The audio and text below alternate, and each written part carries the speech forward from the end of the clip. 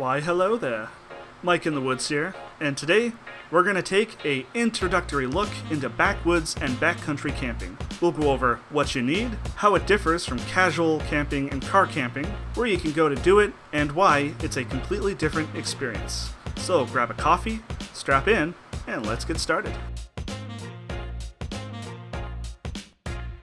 So before we get into backcountry camping, we first have to define it. And in my opinion, the best way to go about doing that is to first define regular camping, referred to as car camping and casual camping, and also sometimes as front country or front woods camping. But from here on out, I'll just refer to it as regular camping. Regular camping is your typical family affair. Drive-up campsites at overcrowded public campgrounds with no privacy, and sites so close together you can toss a stick and hit any of 3 other campsites. There's usually restrictions on firewood use, requiring you to pay exorbitant amounts of money for their pre-chopped bags of firewood. It can also be quite noisy, with people yelling, dogs barking, and cars coming and going at all hours, and sometimes even people blaring music. I don't know about you, but to me that does not sound like a fun camping experience. But now that I've painted a picture of what regular camping is, we can now start to draw a line in the sand and define backwoods camping. Backcountry campsites, by comparison, are harder to get to, requiring you to either hike in or canoe in with no vehicular access. Campsites are much further apart, at times measured in kilometers. Far less restrictions on firewood use, with either access to a pile of firewood or requiring you to procure your own. Much quieter, with only the sounds of nature, and much more private. In parks with backcountry camping, in addition to the park entry fee, you'll still also need a permit for the specific site or sites you plan on camping at. However, unlike regular camping, where you camp at one site for the entire duration of your stay, when you're backcountry camping, you might stay at several sites throughout the duration of your trip. In fact, if you look at many popular backcountry camping destinations, there are lots of predetermined routes that take you in one big loop over the course of your trip. With a canoe or kayak, this is called canoe tripping, and when going by land, it's referred to as wilderness backpacking. 2 sides of the same coin. Okay, so by this point you should have a solid understanding of what backwoods camping is, and now comes the fun part, planning and preparation. As you might have guessed, it's not as simple as grab and go. Considerations have to be made about the trip so that you're well equipped to deal with any situations that might come your way. In no particular order, here's a list of considerations that I highly recommend you think about for any potential trips. Number 1, plan a trip that matches your skill level. If you think all you'll be able to do is a 1-kilometer hike to a site for one night on a nice cool summer day, no one is going to think any less of you. The most important thing about planning a trip is to plan one that matches your skills and capabilities. Safety is the name of the game. It's not about putting yourself in danger to prove something. You can gradually escalate as time goes on as you become more comfortable and knowledgeable. If you're invited to a group trip and you think it's outside of your capabilities, speak up. If people condescend to you because you don't think you're up to it, these are not the kind of people you want to be with, as clearly they do not care about your personal safety and confidence. Put simply, you do you. Number 2, plan for the temperature and the weather. How hot is it going to be during the day? How cold is it going to get at night? Is there any chance of precipitation? Are you prepared if a storm absolutely comes in out of nowhere? Be ready to deal with the worst case scenario weather and temperatures. Me, personally, I plan for a 10 degrees Celsius swing in either direction, and am prepared for storm-like conditions. Number 3, consider the terrain. Not all routes are created equal. If you're in a canoe, you might be paddling upstream. If you're hiking, you might be going up and down steep inclines. 1 kilometer in these situations is not equivocal to 1 kilometer going downstream or hiking on flat, straight paths. When looking at backcountry routes on websites or in guidebooks, there is generally lots of information about what you'll encounter on that particular route, so study up and make sure you know what you're in for. Number 4, consider the distance. Even after accounting for terrain, you'll still be surprised at how much less you'll be able to tackle on your first trip than you might originally think. Gear is heavy, and people in general don't have as much endurance as they might think. Start with something far less than you think your limit is. If you think you can do a 5-kilometer trek, go for something more like 1 to 2 kilometers. Gradually step it up on subsequent trips if you think you can handle it until you think you're approaching your limit. Number 5, think about first aid and safety. On backcountry trips, you have to be self-sustaining. This includes things like medical treatment in case you injure yourself, as you won't be within whispering distance of other campers like a regular campsite, so you'll need to be able to take care of yourself. I mean, no one expects you to be a field medic, but you should have some basic knowledge and equipment to take care of things like cuts, scrapes, bug bites, allergic reactions, and more severe injuries like broken bones. The idea is to be able to patch up yourself well enough to get back to civilization. However, we both know that if that's not possible, you should also have tools to allow you to signal for help. A cell phone is a great tool for this, assuming of course that you have a signal, but other good signaling equipment to have is a whistle, and 3 short blasts is an internationally recognized symbol for distress, and if you can afford it, a distress beacon, a device that, when activated, sends out a rescue me signal with your GPS coordinates to rescuers. Number 6, consider the weight and portability of your gear. Unlike regular camping, where you can just stuff everything in your car and go, backwoods camping requires you to have everything with you that you need on your person. Not only will you need a good backpack that everything will fit into, but you also need to reduce it down to a size and weight that you can actually handle.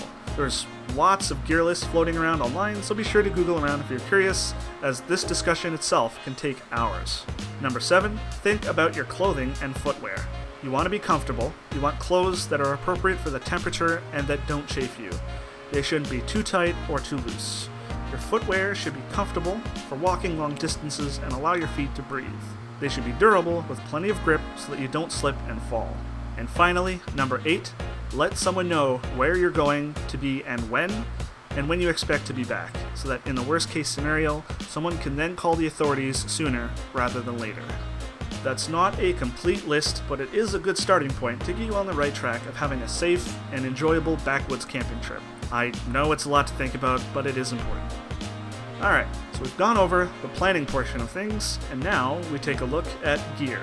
I'm not going to go over an exact list of precisely what you need. Instead, I'm going to give you some general tips and tricks so that you can go out and decide what you need for yourself. So the first one, the most important part of your kit, is the 4 cornerstones to any outdoors kit. Your shelter, your water, your fire, and your food. These are the most important categories of gear, so start out there and make sure your bases are covered there first. Number 2, redundancy is important. The saying goes, 2 is 1, 1 is none. You should have multiple ways to accomplish any important tasks like starting a fire, cooking, staying protected from the elements, and having potable water to drink, just in case you lose something or something breaks or otherwise fails. Number 3, budget options are fine, but know their reliability and don't cheap out on things that will keep you safe and alive. I mean, I found a $4 water filter at the dollar store, but I would not trust it with my life. Number 4, some luxury items are fine, but don't overdo it. A book or 2 or something similar is fine, but keep in mind the weight and that you'll have to carry everything with you throughout the entirety of your trip. Number 5, test your gear before you have to rely on it. New gear, especially things like inflatable sleeping pads, tents, and other critical items, should be tested and checked to make sure that they're in functional shape. I recently had to cancel a trip because when I got there, my tent was completely unusable and I hadn't checked it out beforehand, so I had a 6-hour drive back home. Don't be like Mike, check your gear. Number 6, research. Watch YouTube videos, read articles, talk to people on forums like Reddit. There's a lot of information to get you started on putting together a backcountry camping kit if you just take the time to look around.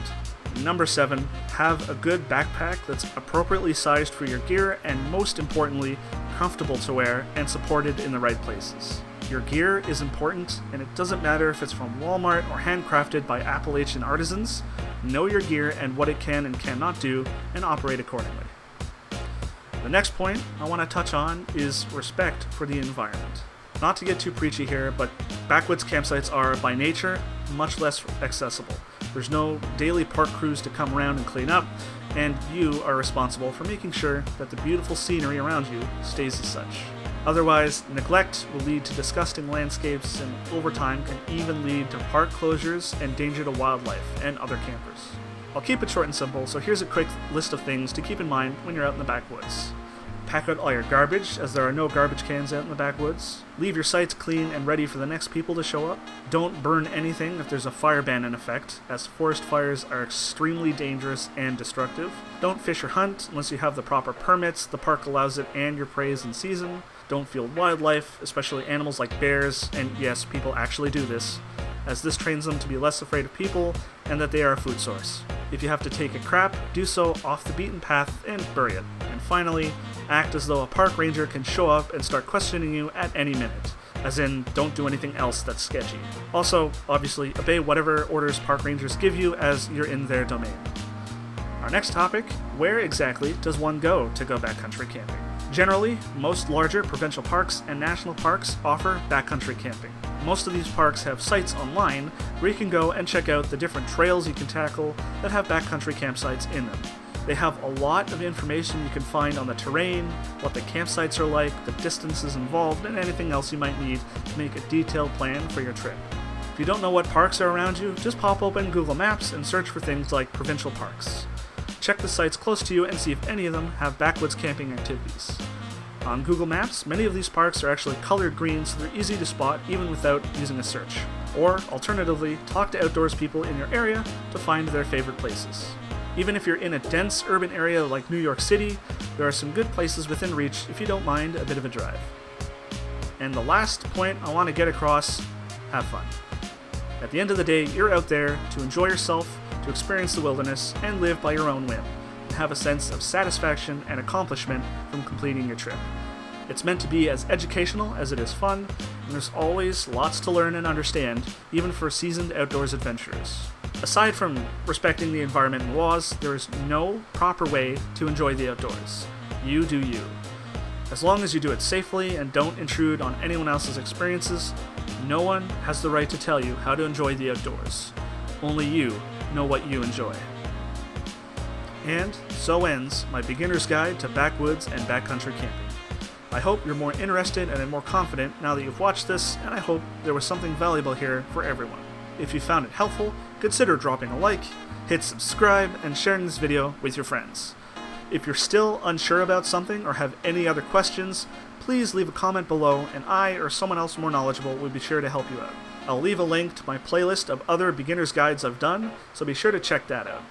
I'll also leave one for my gear review videos and also one for my general camping-oriented videos. If you want to help out the channel, I'll leave some Amazon affiliate links in the description to some great backwoods camping gear that I use myself personally. Thank you for watching, guys. The channel is starting to pick up steam, and as of this video, we've surpassed 300 subscribers, and it's all thanks to you. And as always, I will see you next week.